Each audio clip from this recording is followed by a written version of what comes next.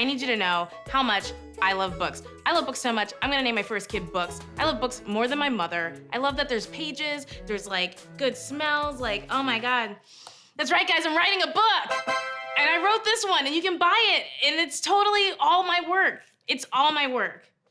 Like, look at this great passage. If you know anything about me, you know that I have a lot of work on YouTube. I've been on that platform since 2006. Ooh.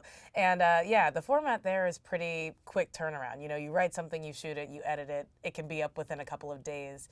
And writing a book was a real change from that sort of format. So it was actually really difficult for me. I think that finding the energy to sit down and just like stare at a blank document is something I wasn't prepared to do for, you know, more than 1 hour a day. And then it kind of got down to the time, and I was like, you know what? They're gonna ask for this advance back, so I should probably knock it out, huh? This book took me 4 years to write. So then there was a lot of rewriting because a lot of stuff has changed in the past 4 years. I'm sure you're aware. Yeah, definitely a big change for me, a big swing in a different direction, and I think I did all right. I think the easiest and quickest one to write and probably read is called The South, and it's because I grew up in the South, and I think I've had a very objective and distilled version of what I think the South is. So yeah, that one just came super easy. It's one page.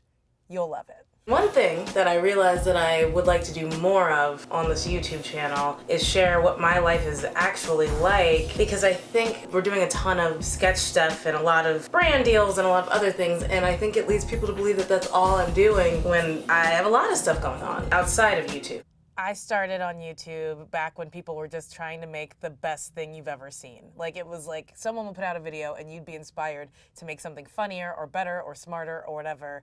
And I think that was honestly the best the internet could ever be. And YouTube, you know, gave me my career, so I can't say too many horrible things about it, but I will say that it kind of went off the deep end. It's just that the platform got too big.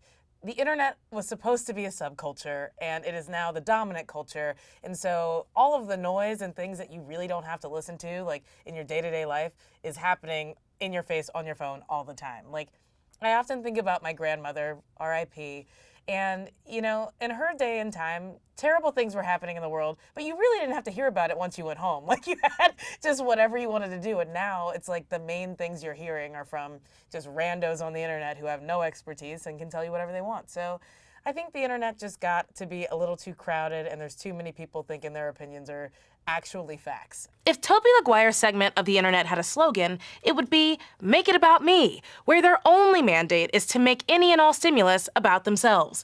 It's gross, it's boring, and if we have 4 more years of this idiotic faux presidency, we need to start calling it out. The world's in a weird place right now, and Twitter especially is just kind of a nightmare. But, you know, I find people to follow that give me a little bit of hope or tell funny jokes. So I love Darth. Who doesn't love Darth? Great Photoshop skills and just a really great sense of humor. And I like Maureen Johnson. I think that she's another author, but she seems to always have a positive spin on all of the worst things that are happening. Hi YouTube, it's Akila, obviously. Failing Funny is a podcast that's pretty hilarious, and they asked me to do this Q&A. They're asking some Q's and I'm gonna A them, so we're just gonna jump into it. I'm super flattered because I feel like I'm pretty boring, but whatever. We'll see where this goes. I am a professional podcast guest. I listen to some podcasts. I will always love The Read. I think Kid Fury and Crystals are so funny.